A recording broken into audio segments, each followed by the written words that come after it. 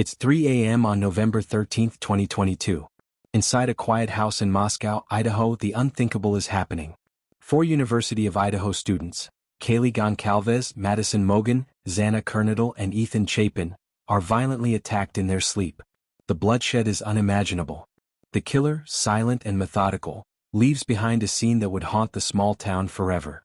The next morning, when law enforcement discovers their lifeless bodies, the community is left stunned. How could this happen here in a town known for its peace and safety? Weeks later, a suspect emerges. Bryan Kohberger, a 28-year-old criminology student at a nearby university. His arrest would unravel a terrifying mystery. A criminology student, a cold-blooded killer, with a chilling motive yet to be fully understood. What could drive a man with such academic focus to commit such brutal murder? Tonight, we uncover the twisted truth behind the Idaho College murders and seek answers to the questions that still haunt this case.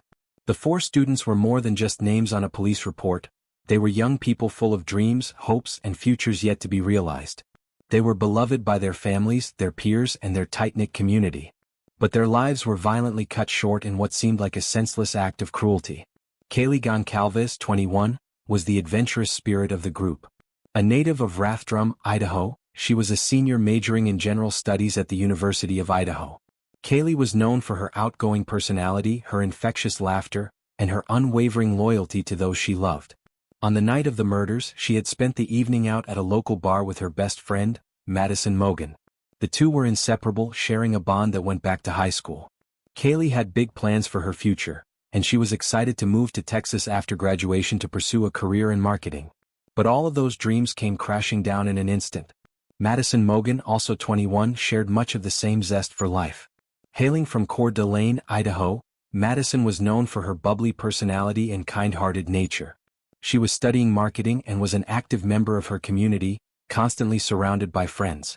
That night, Madison had been with Kaylee, celebrating a milestone in their lives, just one more weekend before they would both graduate.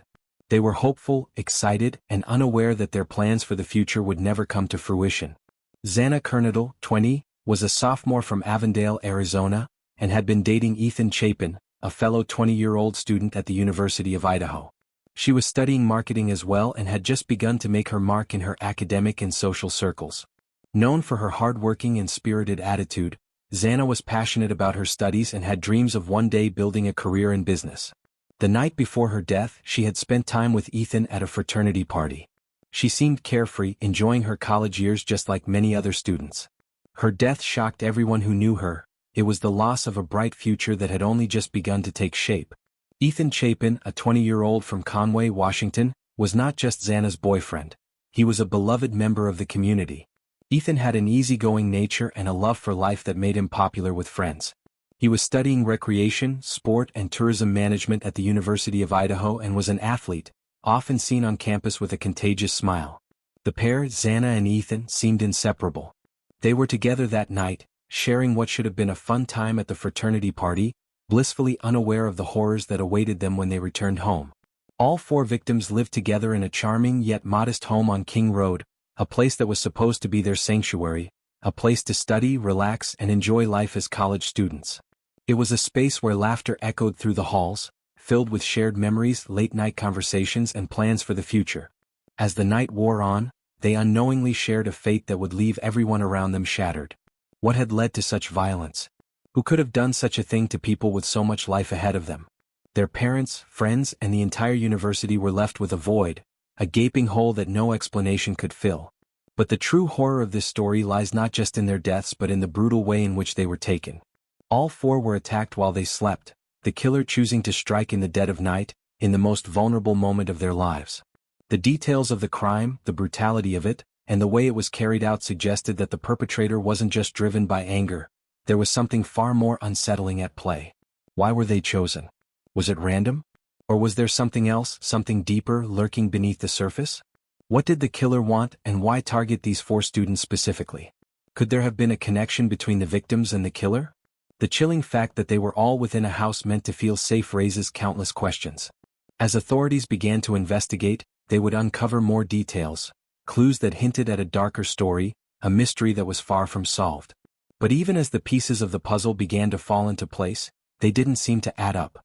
Who would want to harm these bright young students, people with futures full of promise? And what would drive someone to such an unimaginable act?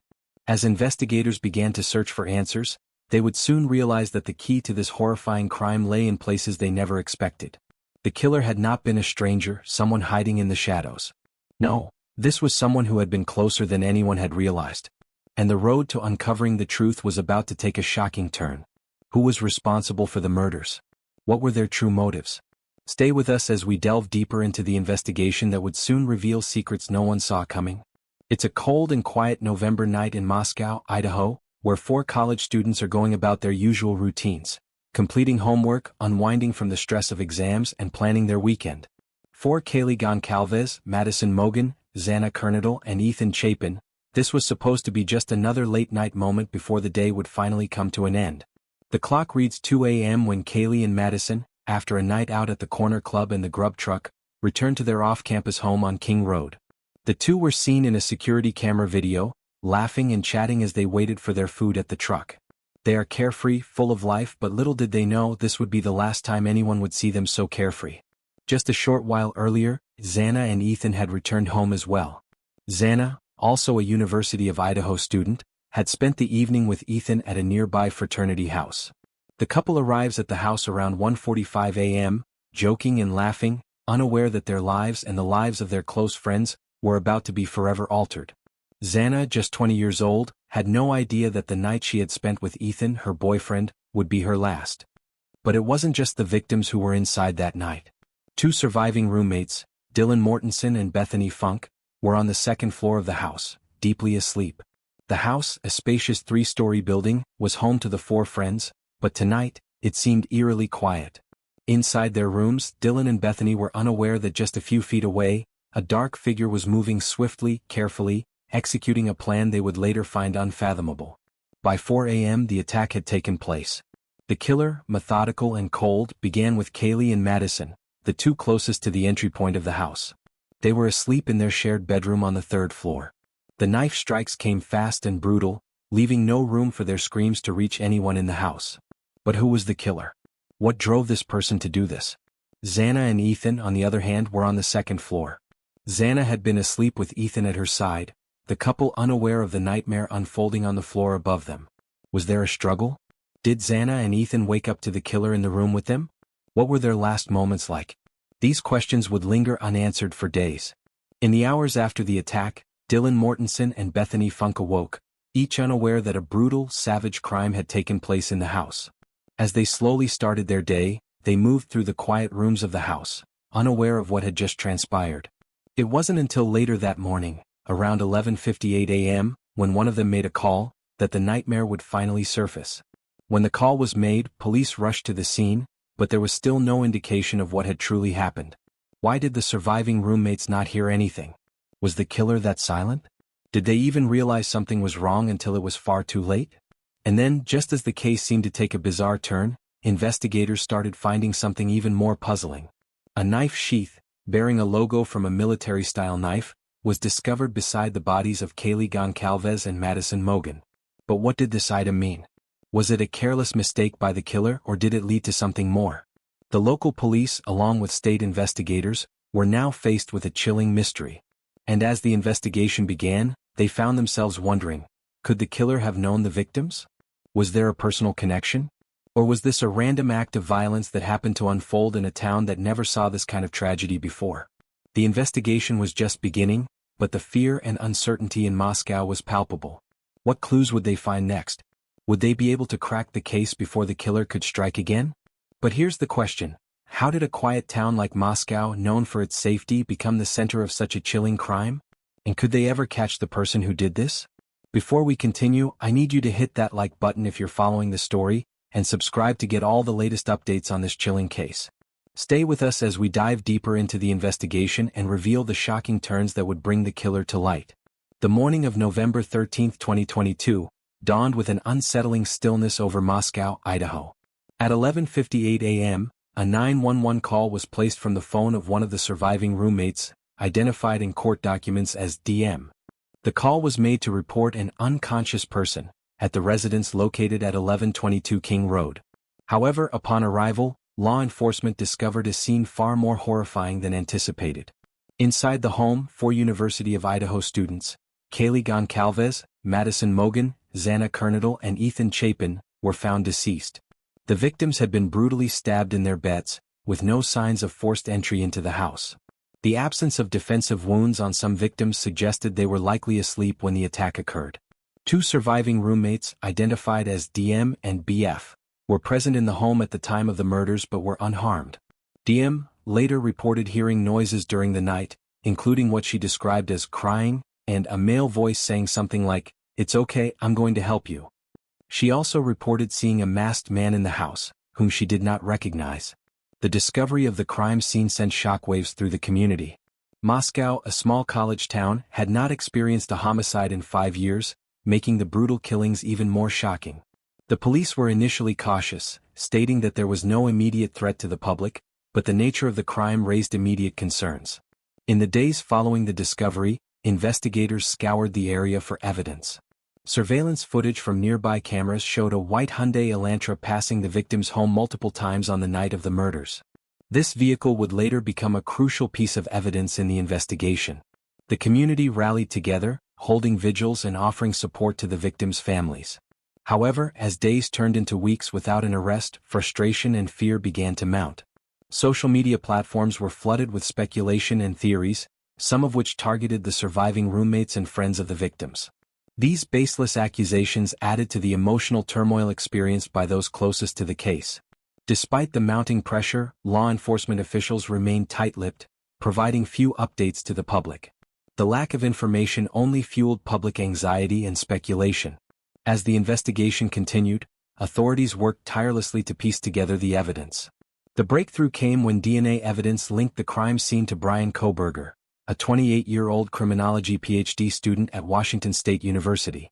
This revelation would eventually lead to his arrest and the unraveling of the chilling details behind the murders. But what drove Kohberger to commit such a heinous act? What was his connection to the victims and why did he choose them? As the investigation unfolded, these questions would begin to find answers, but the full extent of the motive remained shrouded in mystery. As the early hours of November 13th bled into daylight, the horror that had unfolded in the house on King Road started to unravel. The discovery of 4 lifeless bodies would ignite one of the most intense investigations in the history of Idaho, with authorities unsure whether they were dealing with a random attack, a personal vendetta, or something more sinister. Law enforcement was quick to act, but the case was not an easy one. There was no clear suspect, no obvious motive, and the scene itself, gruesome, violent, left more questions than answers. The only thing investigators were sure of was that whoever had done this was smart, methodical, and perhaps even familiar with the area. The house had been quiet. 4 young lives snuffed out in the middle of the night, their killer leaving no trace behind but a scene so brutal, it seemed impossible. How could someone who could blend in with the community, commit such a heinous act without leaving any obvious clues? Who would do this and why? At first, the investigators focused on the immediate surroundings, family members, acquaintances, anyone who might have had a motive. Yet as time passed they realized they were chasing shadows. The victims' families and friends were not the key to unlocking the mystery. No one had seen anything suspicious that night. As days turned into weeks, law enforcement struggled. There were no solid leads, and each piece of evidence seemed to raise more questions than provide answers. It wasn't until the police began reviewing security footage from the surrounding area that they started to notice something peculiar. A white Hyundai Elantra, a car that seemed to appear in several places near the house on the night of the murders. The footage was grainy, the images unclear, but it was enough to spark a new lead. Could this car be the key to cracking the case? Was it just a coincidence, or had the killer been watching the house? Could it be that the killer was not a stranger but someone who knew the area, someone who knew how to stay under the radar? A search for the car's owner began. Police scoured records, looking for anyone who owned or had recently driven a white Hyundai Elantra. The breakthrough came when they traced the car to Bryan Kohberger, a 28-year-old criminology Ph.D. student from Washington State University, just a short distance away from Moscow. Kohberger had been living in Pullman, Washington, a mere 15-minute drive from the crime scene. But that's when things took a chilling turn. Investigators began to dig into Kohberger's background. He was, at the time, a doctoral student in criminology, studying criminal justice at WSU. His area of expertise? Investigative psychology. The irony was staggering. An aspiring expert in criminal behavior who would later become the subject of one of the most notorious criminal cases in modern history.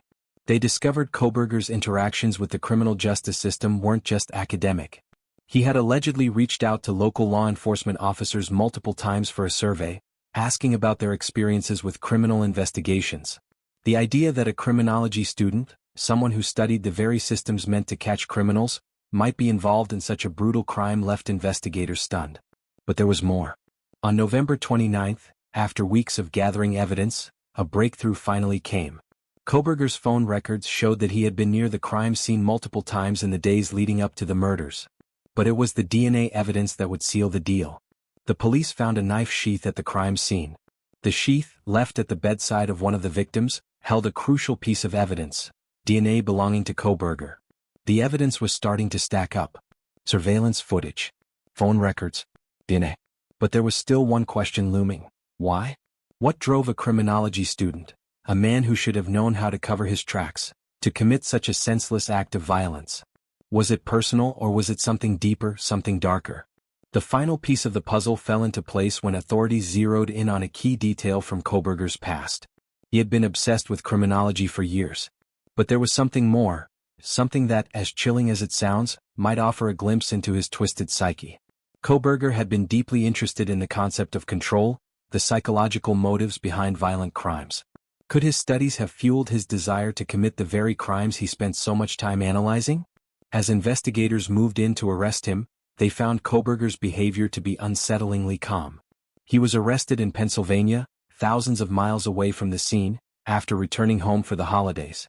His arrest was swift, and soon after, authorities began to piece together his actions leading up to the crime. But the case didn't end there.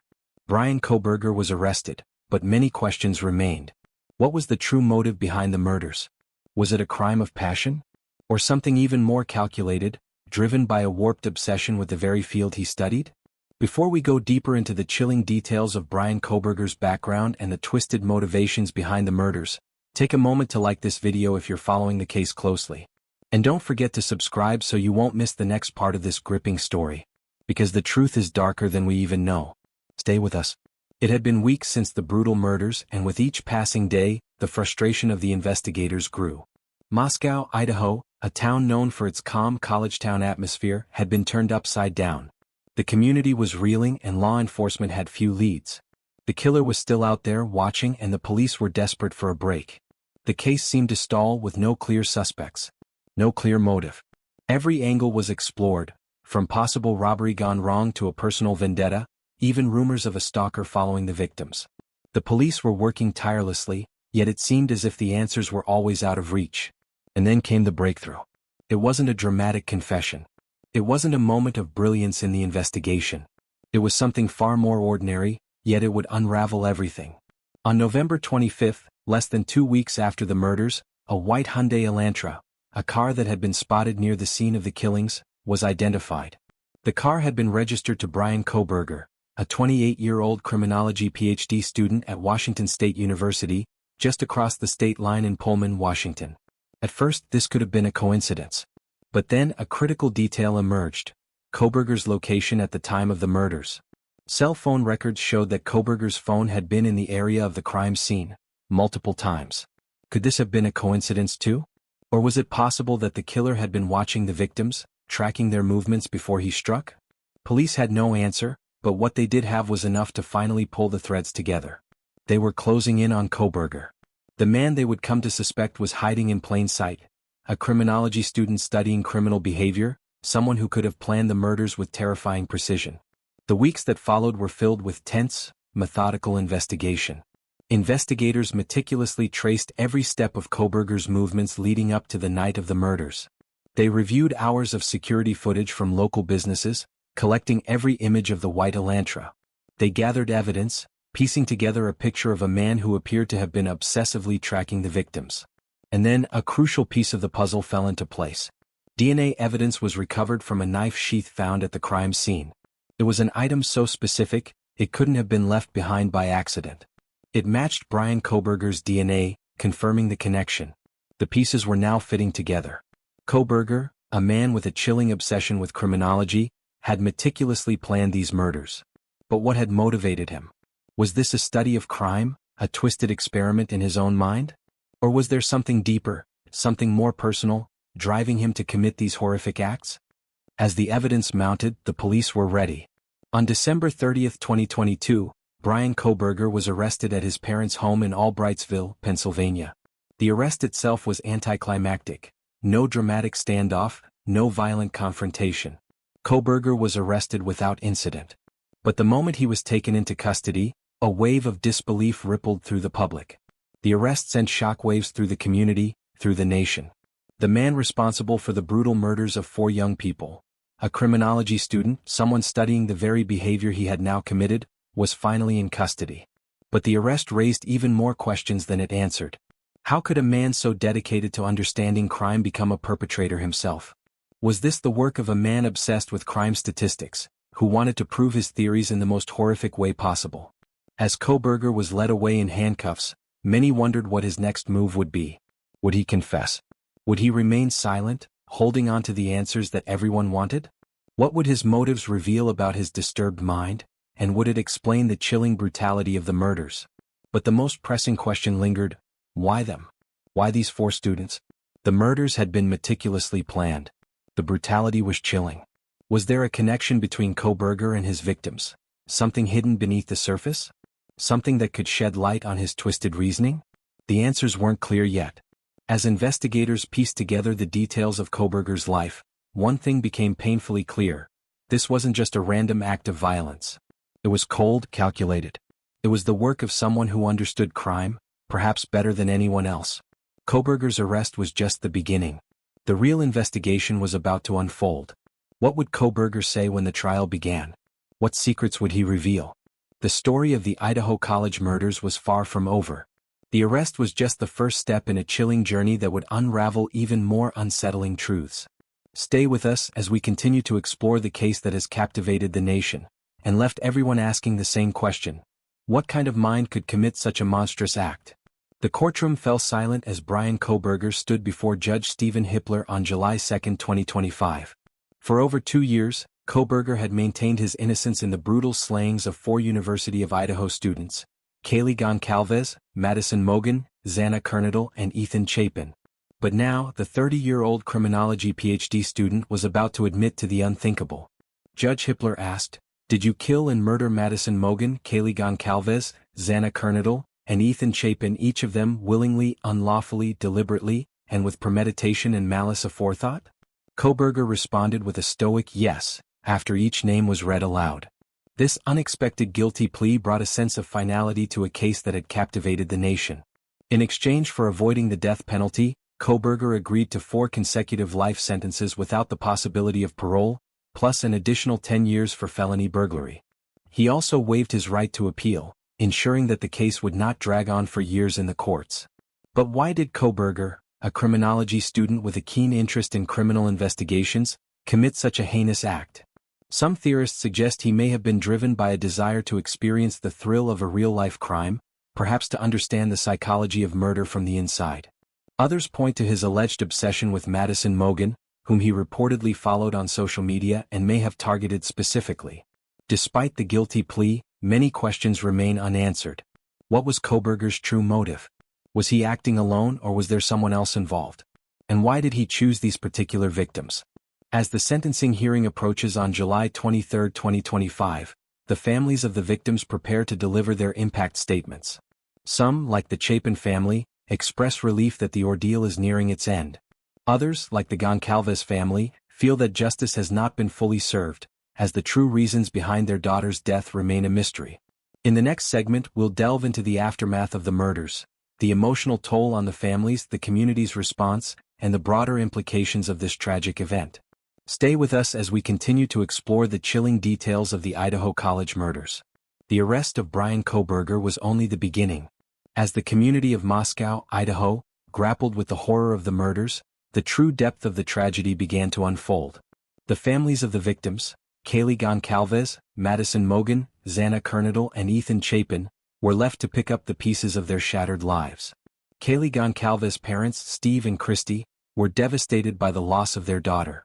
They expressed outrage at the plea deal that spared Kohberger the death penalty, believing it denied them the justice they deserved. Christie learned of the deal through an email, a notification she described as a slap in the face. Steve emphasized their determination to hold Kohberger accountable, stating, "We will never stop fighting for justice." In contrast, Ethan Chapin's parents found some solace in the plea agreement. Jim and Stacy Chapin expressed relief that their surviving children wouldn't have to endure a trial, describing the plea as providing big-time closure. However, they acknowledged the complex emotions surrounding the deal, recognizing that while it offered closure, it also left many questions unanswered.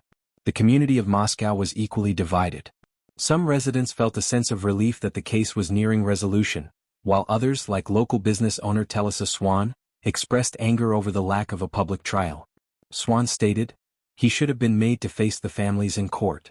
In the midst of this turmoil, the University of Idaho took steps to honor the victims. The house where the murders occurred was demolished in December 2023, a decision that was met with mixed reactions from the victims' families.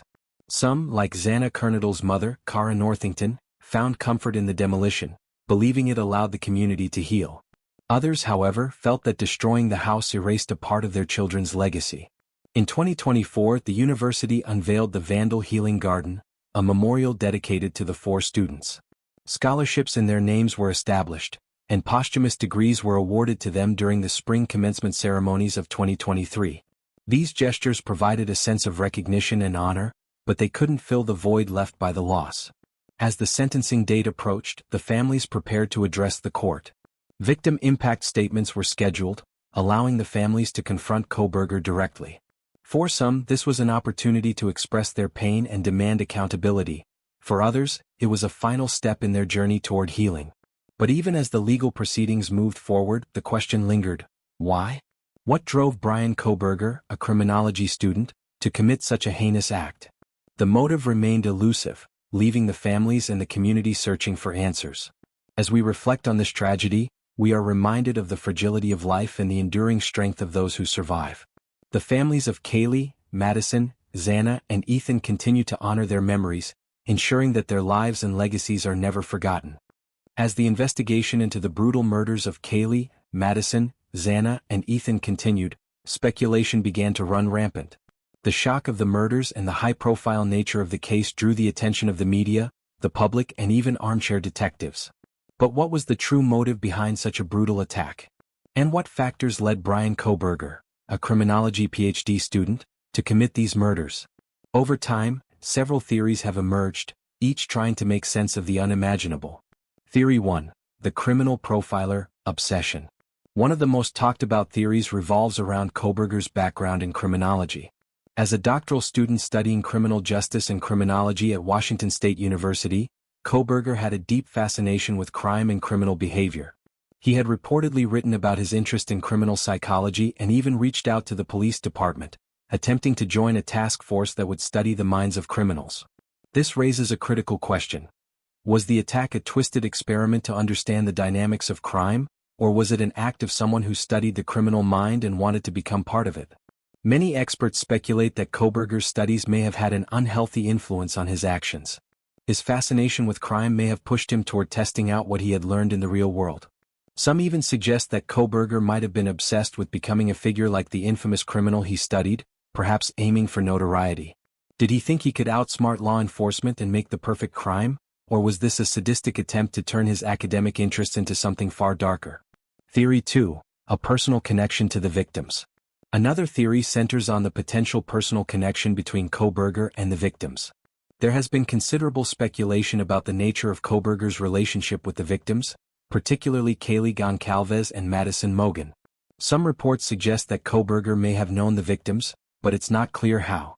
Kohberger's history of living in the area, as well as the fact that the victims lived in relatively close proximity to his university, raises the question of whether he had been watching them for weeks or even months before the attack. Could this have been a crime of obsession? Was Kohberger infatuated with one or more of the victims, particularly Kaylee, as some speculate? Interestingly, Kaylee's family, especially her father, has spoken out about his belief that she may have had an encounter with Kohberger before the killings. He even suggested that her father's intuition told him something wasn't right when it came to Kohberger's involvement. However, law enforcement has not confirmed any prior connection between Kohberger and the victims. Yet, this theory persists in the public eye, feeding the narrative that perhaps the killings were driven by unrequited love or a growing obsession. Theory 3. The incel angle. There is another layer to this mystery that has captured the attention of online forums and investigative bloggers. Could Kohberger have been part of the incel, involuntary celibate, community? The theory stems from the idea that Kohberger, a socially isolated criminology student, may have been harboring deep resentment towards women and had a distorted view of the opposite sex. Several experts point out that Kohberger's appearance and behavior may align with traits often seen in incel communities, individuals who blame their lack of romantic success on societal norms or the women they view as rejecting them. While there is no direct evidence linking Kohberger to the incel community, online behavior is often a factor that comes up in the psychology of mass killers. Kohberger's social media presence, his troubled past, and his academic pursuits in criminal justice could suggest that he had a desire to take control, in a way he felt powerless to do otherwise. If this theory is true, could Kohberger's rage towards women and relationships have been a motivating factor behind the killings? Was this an attempt to reclaim his sense of power and control by committing a crime so shocking that it would elevate his status in his own mind? Theory 4. Kohberger's mental state. Another theory focuses on Kohberger's mental health. Some experts have speculated that Kohberger may have been struggling with mental health issues, which could have contributed to his decision to commit such an extreme crime. Kohberger had reportedly shown signs of obsessive-compulsive disorder, OCD, and some have suggested that his desire for control over others might have been fueled by this. Could his compulsion to commit the murders have been driven by a distorted perception of his own reality? Or perhaps he believed he could solve the crime, making it his masterpiece? Additionally, some have pointed out the potential influence of autism spectrum disorder, ASD. Kohberger's reported characteristics, such as social awkwardness and a tendency to fixate on details, are often seen in people diagnosed with ASD. Could Kohberger have committed the murders as a result of a breakdown in his ability to properly process and navigate his emotions or interactions with others? Did he misunderstand social cues and allow his academic interests in criminal psychology to manifest into something far more dangerous? Theory 5. The classroom theory. Some investigators believe that Kohberger's academic background in criminology played a larger role in his actions.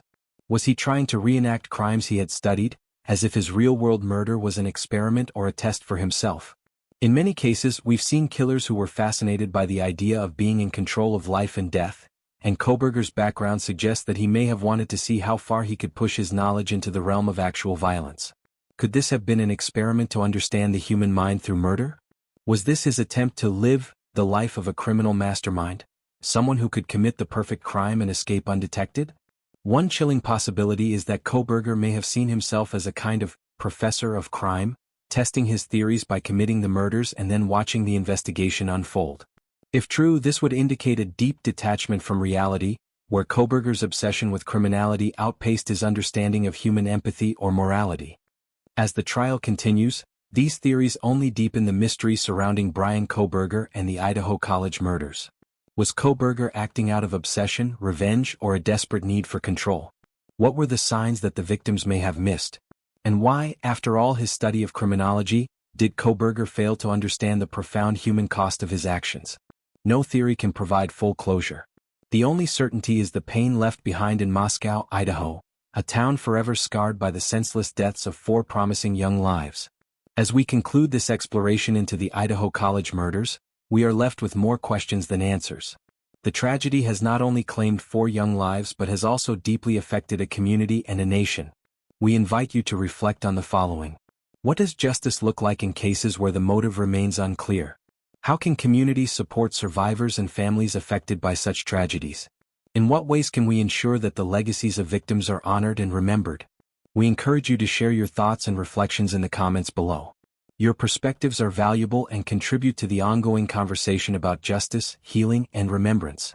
If you found this documentary insightful, please consider subscribing to our channel for more in-depth explorations of true crime stories. Your support helps us continue to bring these important narratives to light. Thank you for joining us in remembering Kaylee, Madison, Xana, and Ethan. May their memories inspire us to seek justice, promote healing, and cherish the lives of those around us.